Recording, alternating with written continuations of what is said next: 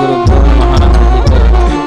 ಪರಮ ಪೂಜ್ಯ ಪರ್ಯಾಯ ಶ್ರೀಪಾದರ ಸಂಕಲ್ಪಿಸಿರುವಂತಹ ನಿರಂತರ ಜ್ಞಾನ ಯಜ್ಞದಲ್ಲಿ ವಾಂಗ್ಮಯ ಸೇವೆಯನ್ನು ಸಲ್ಲಿಸಲು ಬಂದಿರುವಂತಹ ಬೆಂಗಳೂರಿನ ವಿದ್ವಾನ್ ಆದಿನೂರು ಬಹುಮಾನಾಚಾರ್ಯ ಇವರಿಗೆ ಶ್ರೀಮಠದ ಪರವಾಗಿ ಪೂರ್ವಕ ಸ್ವಾಗತವನ್ನು ಬಯಸ್ತಾ ಇದ್ದೇನೆ. ಶ್ರೋತೃ ಇದಕ್ಕೂ ಕೂಡ ಸ್ವಾಗತವನ್ನು ಬಯಸ್ತಾ ಆಚಾರ್ಯರಲ್ಲಿ ಪ್ರಾರ್ಥನೆ ಮಾಡ್ತೇನೆ. ತಮ್ಮ ನಿರಂತರ ಪ್ರವಚನ ಈ ಮಾಲಿಕೆಯಲ್ಲಿ ತಮ್ಮ ಪ್ರವಚನವನ್ನು ನೀಡಬೇಕು ಅಂತ ಕೇಳ್ತೇನೆ.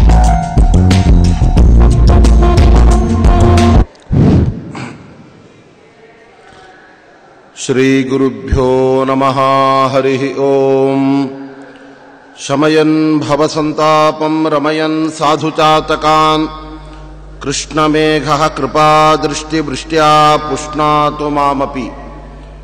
ಶ್ರೀಶಾದಿದೇವತಾರಂಭಾಂ ಶ್ರೀಮನ್ಮಧ್ವಸುಮಧ್ಯಮಾಂ ಸಾಕ್ಷಾನ್ಮದ್ಗುರುಪರ್ಯಂತಾಂ ವಂದೇ ಗುರುಪರಂಪರಾಂ. ಅಭ್ರಮಂ ಭಂಗರಹಿತಂ ಅಜಡಂ ವಿಮಲಂ ಸದಾ ಆನಂದತೀರ್ಥಮತುಲಂ ಭಜೆ ತಾಪತ್ರಯಾಪಹಂ. ತಪೋ ವಿದ್ಯಾ ವಿರಕ್ತ್ಯಾದಿ ಸದ್ಗುಣೌಘಾಕರಾನಹಂ ವಾದಿರಾಜ ಗುರುನ್ ವಂದೇ ಹಯಗ್ರೀವ ಪದಾಶ್ರಯಾನ್. ದುರ್ವಾದಿಧ್ವಾಂತರವಯೇ ವೈಷ್ಣವೇಂದೇವರೇಂದವೇ ಶ್ರೀರಾಘವೇಂದ್ರ ಗುರವೇ ನಮಃ ಅತ್ಯಂತ ದಯಾಲವೇ. ಯಸ್ಯ ಪ್ರಚಂಡ ತಪಸಾ ಶ್ರುತಿಗೀತವೃತ್ತಃ ತುಷ್ಟೋ ಹರಿಃ ಕಿಲ ವಶಂ ವದತಾಂ ಅವಾಪ.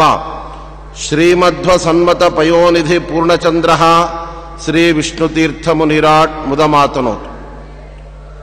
ಮಹಾಭಾರತದ ಸಾರವನ್ನು ತಿಳಿಸುವಂತಹ ಮಹಾಭಾರತ ತಾತ್ಪರ್ಯ ನಿರ್ಣಯದಲ್ಲಿ ಶ್ರೀಕೃಷ್ಣ ಪರಮಾತ್ಮನ ಅವತಾರದ ವರ್ಣನೆಯನ್ನು ಅವನು ಯಾವ ದೋಷಗಳಿಲ್ಲದೆ ಇದ್ದರೂ ಕೂಡ ಭಕ್ತರ ಉದ್ಧಾರಕ್ಕೋಸ್ಕರವಾಗಿ ಅವನು ಅವತರಿಸ್ತಾರೆ ಎಂಬುದಾಗಿ ತಿಳಿಸಿದ್ದಾರೆ. ಅಂತಹ ಕೃಷ್ಣ ವಸುದೇವ ದೇವಕಿಯರಿಗೆ ಕಾರಾಗೃಹದಲ್ಲಿ ದರ್ಶನವನ್ನು ಕೊಟ್ಟಿದ್ದಾನೆ. ಸೆರೆಮನೆಯಲ್ಲಿ ಭಗವಂತ ಅವತಾರ ಮಾಡಿತು. ಜಗತ್ತಿನ ಸೆರೆಯನ್ನು ಬಿಡಿಸುವುದಕ್ಕೋಸ್ಕರ ಅವತಾರ ಮಾಡಿದ ಭಗವಂತ ತಾನು ಸೆರೆಮನೆಯಲ್ಲೇ ಮೂಡಿ ಬಂದಿದ್ದಾನೆ. ಭಗವಂತನಿಗೆ ಸೆರೆಮನೆಯಾದರೇನು ಅರಮನೆಯಾದರೇನು? ಸಾಮಾನ್ಯ ಜನಗಳಿಗೆ ಸೆರೆಮನೆ ವಾಸ ಅಂದರೆ ಅದು ಬಹಳ ದುಃಖಕ್ಕೆ ಕಾರಣ. ಜೈಲಿಗೆ ಹೋಗಿ ಬಂದಿದ್ದಾರೆ ಅಂದರೆ ಅವರಿಗೆ ಮಾನ ಮರ್ಯಾದೆ ಇರೋದಿಲ್ಲ ಅಂತ ಭಾವನೆ ಇರುತ್ತೆ. ಆದರೆ ಭಗವಂತ ಯಾವ ಜೈಲಿನಲ್ಲಿ ಅವತಾರ ಮಾಡಿದ ಅದುವೇ ಇವತ್ತು ದೇವಸ್ಥಾನವಾಗಿ ಅಲ್ಲಿ ಎಲ್ಲರಿಂದ ಪೂಜೆಗೊಳ್ತಾ ಇದೆ. ಅದು ಭಗವಂತನ ವಿಶಿಷ್ಟವಾಗಿರ್ತಕ್ಕಂತಹ ವ್ಯಕ್ತಿತ್ವ. ಅವನು ಎಲ್ಲಿ ಬಂದು ನೆಲೆಸ್ತಾ ಇದ್ದಾನೆ ಅದು ಕ್ಷೇತ್ರವಾಗತ್ತೆ. ಆ ಜಾಗಕ್ಕೆ ಇರುವ ಶಾಪ ಮೋಚನೆಯನ್ನು ಮಾಡತಕ್ಕಂಥವನು ಭಗವಂತ. ಅಂತಹ ದೇವರು ಕಾರಾಗೃಹದಲ್ಲಿ ಅವತಾರವನ್ನು ಮಾಡಿ ಅಲ್ಲಿ ಆ ವಸುದೇವ ದೇವಕಿಯರಿಗೆ ಚತುರ್ಭುಜನಾಗಿ ಆ ದರ್ಶನವನ್ನು ಕೊಟ್ಟಿದ್ದಾನೆ. ಅನಂತರದಲ್ಲಿ ಭಗವಂತ ಹೇಳ್ತಾ ಇದ್ದಾನೆ, ನಯಸ್ವಮಾಂ ನಂದಗೃಹಾನಿತಿ ಸ್ಮ ತಥೋ ಬಭೂವದ್ವಿಭುಜೋ ಜನಾರ್ದನ. ಭಗವಂತನನ್ನ ಆ ಸಂದರ್ಭದಲ್ಲಿ ಸ್ತೋತ್ರ ಮಾಡಬೇಕು ಅಂತ ಬ್ರಹ್ಮಾದಿ ದೇವತೆಗಳು ನಾರದಾದ ಋಷಿಗಳೆಲ್ಲ ಆ ಒಂದು ಕಾರಾಗೃಹದಲ್ಲಿ ಬಂದಿದ್ದಾರೆ. ಯಾಕೆಂದರೆ ಅಜನ್ಮನಸ್ತಸ್ಯ ಹಿ ಜನ್ಮಕಾಲೆ, ಭಗವಂತನಿಗೆ ಹುಟ್ಟೇ ಇಲ್ಲ. ಹುಟ್ಟಿಲ್ಲದ ಭಗವಂತ ಹುಟ್ಟುತ್ತಾ ಇದ್ದಾನೆ ಅಂದರೆ ಇದೊಂದು ಬಹಳ ಅತಿಶಯವಾಗಿರ್ತಕ್ಕಂಥದ್ದು.